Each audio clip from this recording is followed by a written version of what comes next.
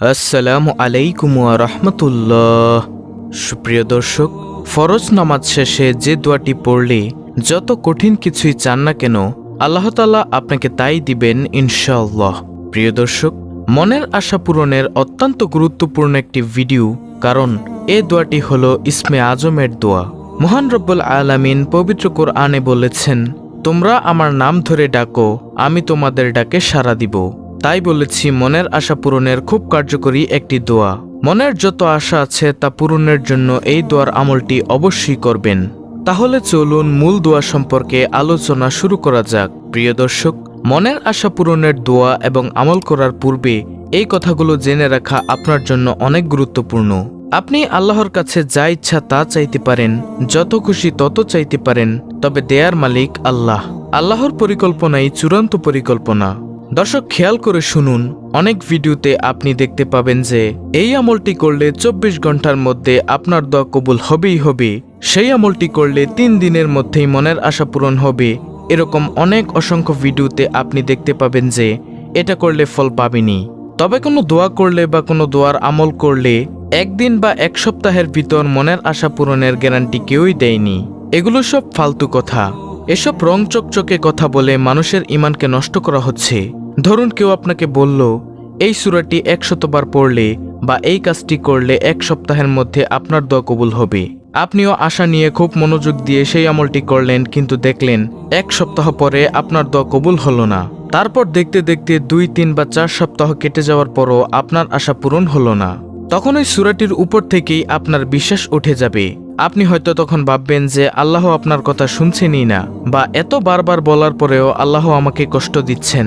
এতে করে হয়তো ভবিষ্যতে অন্য কোনো আমল করার ক্ষেত্রে আপনার বিশ্বাস কমে যাবে।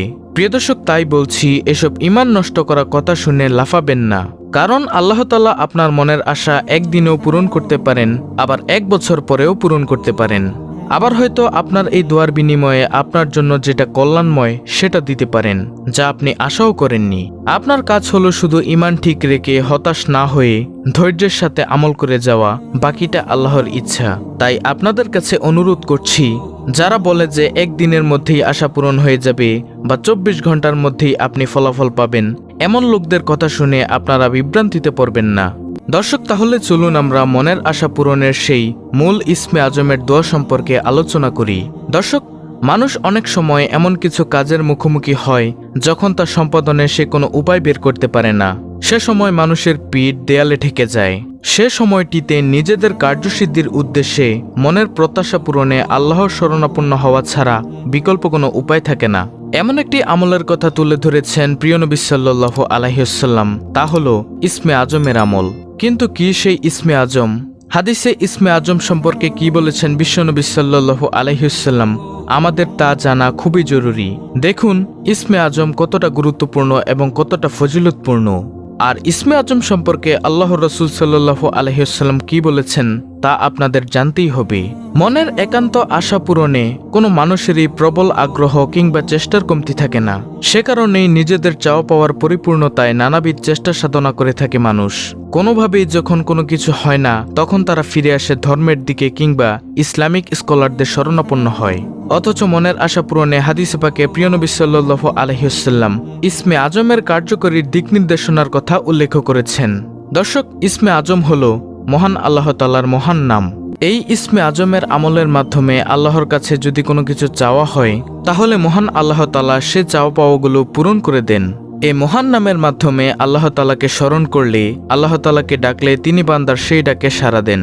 আর এই মর্মে প্রিয় নবী সাল্লাল্লাহু আলাইহি ওয়াসাল্লাম থেকে হাদিসে অনেক বর্ণনা রয়েছে। আবার অনেক ইসলামিক স্কলার ইসমে আজম সম্পর্কে অনেক গুরুত্বপূর্ণ আলোচনা করেছেন।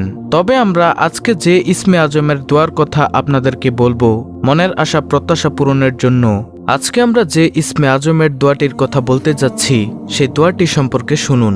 ইসমে আজম সম্পর্কে নবী করিম সাল্লাল্লাহু আলাইহি ওয়াসাল্লাম থেকে নির্দিষ্ট করে হাদিসের কিছু বিশেষ বাক্যের দিক নির্দেশনা পাওয়া যায়। তা হলো, হযরত আব্দুল্লাহ ইবনে বুরাইদা আল আসলামী রাদিয়াল্লাহু আনহু তার বাবা থেকে বর্ণনা করেছেন, রাসূলুল্লাহ সাল্লাল্লাহু আলাইহি ওয়াসাল্লাম এক ব্যক্তিকে তার দোয়া এভাবে বলতে শোনেন।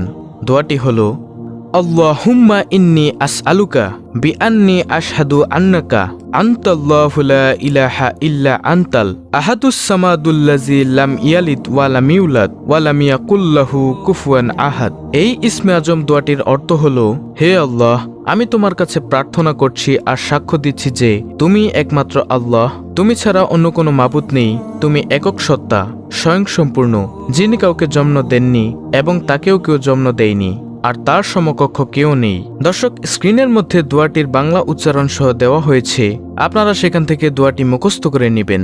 তার আগে এই দোয়াটির আমল আপনারা কিভাবে করবেন, কোন নিয়মে আমল করলে আপনাদের মনের আশা পূরণ হবে তার সম্পর্কে জানুন। এক ব্যক্তিকে আল্লাহ রসুল সাল্লাল্লাহু আলাইহি ওয়াসাল্লাম মোনাজাতে তার দোয়া এভাবে করতে শোনেন। তখন রাসূল সাল্লাল্লাহু আলাইহি ওয়াসাল্লাম বললেন, ওই মহান সত্তার শপথ যার হাতে আমার জীবন, নিঃসন্দেহে এই লোক আল্লাহ তাআলার মহান নামের অর্থাৎ ইসমে আজমের উসিলায় তার কাছে প্রার্থনা করছে। যে নামের উসিলায় দোয়া করা হলে তিনি কবুল করেন এবং যে নামের উসিলায় প্রার্থনা করা হলে তিনি দান করেন। সুবহানাল্লাহ। তিরমিজি, ইবনে মাজাহ শরীফের হাদিস।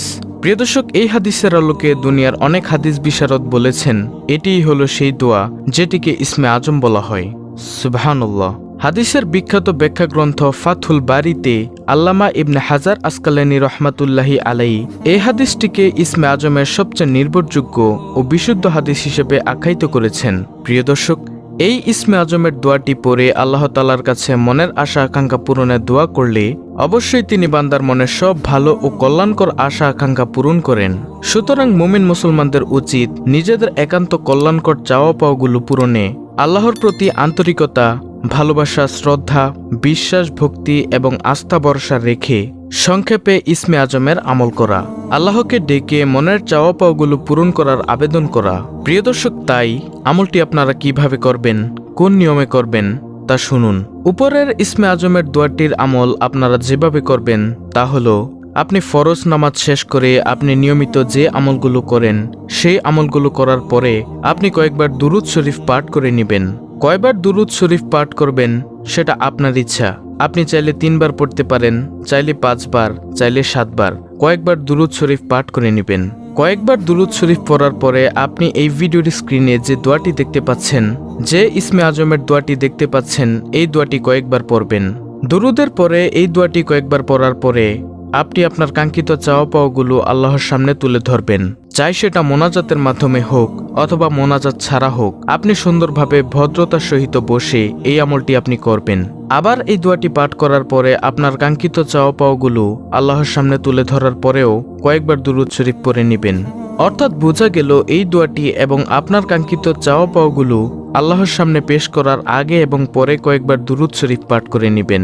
তাহলে ইনশাআল্লাহ আশা করা যায় আপনার দোয়া আল্লাহ অবশ্যই কবুল করবেন। দর্শক, প্রত্যেক নামাজ শেষে এই দোয়াটি আপনারা নিয়মিত করে যাবেন। তবে দোয়ার পরে ফল পাবার ক্ষেত্রে কিছু কথা আপনার অবশ্যই মনে রাখতে হবে। আমি আগেও বলেছি এবং এখনো বলছি, আপনি দোয়া করে হতাশ হবেন না।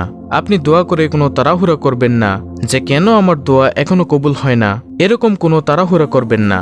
আপনার জন্য অনুরোধ করছি, আপনি নিয়মিত দোয়া করে যাবেন। আল্লাহ দোয়া কবুল করুক আর নাই করুক, একটা কথা মনে রাখবেন, আপনি যদি আল্লাহর কাছে কোনো কিছু চান তাহলে অবশ্যই আল্লাহ আপনার সেই আশা পূরণ করবেন। চাই সেটা 10 দিন পরে হোক, 1 বছর পরে হোক, 1 দিন পরে হোক, 1 সপ্তাহ পরে হোক বা 10 বছর পরে হোক, আপনার দোয়া অবশ্যই আল্লাহ কবুল করেন। দেখুন প্রিয় দর্শক, দোয়া কবুল হওয়ার কয়েকটি নিয়ম কানুন আছে।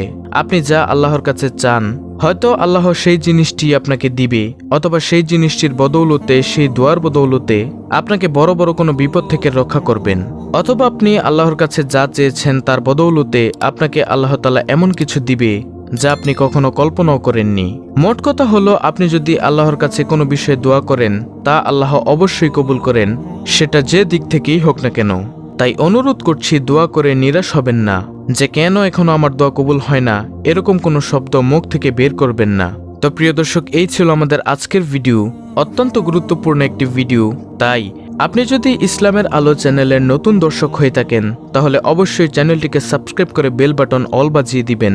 ভিডিওটিতে একটি লাইক দিবেন এবং কমেন্টে আমিন লিখবেন এবং অন্য মুসলিম ভাই বোনদের কাছে ভিডিওটি শেয়ার করে দিবেন। আল্লাহ রব্বুল আলামিন আমাদের সকলের দোয়াগুলোকে কবুল আর মঞ্জুর করে